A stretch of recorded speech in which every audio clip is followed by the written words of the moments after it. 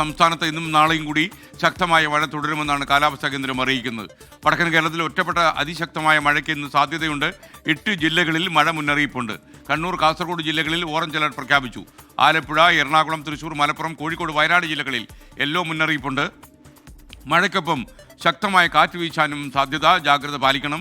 കാസർഗോഡ് നിന്ന് അരുൺ പാറയ്ക്കലും അതുപോലെ കൊച്ചിയിലെ കണ്ണമാലിയിൽ നിന്ന് വിഷ്ണു സുരേഷും തത്സമയം ചേരും. ആദ്യം അരുൺ പാറയ്ക്കൽ വരികയാണ്. ഈ കാസർഗോഡ് ജില്ലയിൽ ഓറഞ്ച് അലർട്ടാണ്. മാത്രമല്ല മഴ തീവ്രമാകും എന്നും കാലാവസ്ഥാ കേന്ദ്രം അറിയിക്കുന്നുണ്ട്. കൂടുതൽ വിവരങ്ങൾ എന്തൊക്കെയാണ് അരുൺ പാറയ്ക്കൽ? Good morning.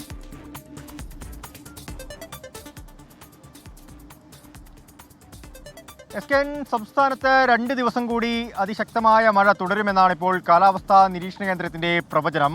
അത് കാസർഗോഡ്, കണ്ണൂർ ജില്ലകളിലാണ് ഇടവിട്ടുള്ള അതിശക്തമായ മഴയ്ക്കുള്ള സാധ്യത കൽപ്പിച്ചിരിക്കുന്നത്. അത് ഓറഞ്ച് അലേർട്ട് പ്രഖ്യാപിച്ചിട്ടുണ്ട്. മറ്റ് ജില്ലകളിൽ ആലപ്പുഴ, എറണാകുളം, തൃശൂർ, മലപ്പുറം, കോഴിക്കോട്, വയനാട് ജില്ലകളിൽ യെല്ലോ അലേർട്ടാണ് പ്രഖ്യാപിച്ചിരിക്കുന്നത്.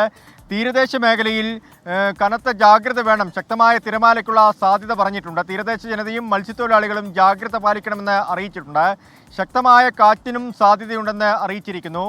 കേരള, ലക്ഷദ്വീപ് തീരദേശങ്ങളിൽ ഈ മീൻപിടുത്തത്തിനുള്ള വിലക്ക് അത് ഏർപ്പെടുത്തിയത് തുടരുമെന്നും അറിയിച്ചിട്ടുണ്ട്. കാസർഗോഡ് ജില്ലയെ സംബന്ധിച്ച് കാസർഗോഡ് ജില്ലയിൽ ഇപ്പോൾ ഇടവിട്ടുള്ള ശക്തമായ മഴ പെയ്യുന്നുണ്ട്. ഇപ്പോൾ അല്പം മഴ മാറി നിൽക്കുന്നുണ്ട്. ഈ കാസർഗോഡ് ജില്ലയുടെ തീരദേശ മേഖല, അതുപോലെ തന്നെ നദീതീരങ്ങൾ, അവിടെ നദികളൊക്കെ കരകവിഞ്ഞ് ഒഴുകുന്നുണ്ട്.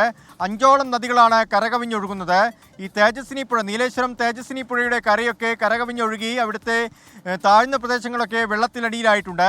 എന്തായാലും 2-3 ദിവസങ്ങൾക്ക് ശേഷമാണ് വെള്ളമിറങ്ങാനുള്ള സാധ്യതയുള്ളൂ എന്നാണ് പറയുന്നത്.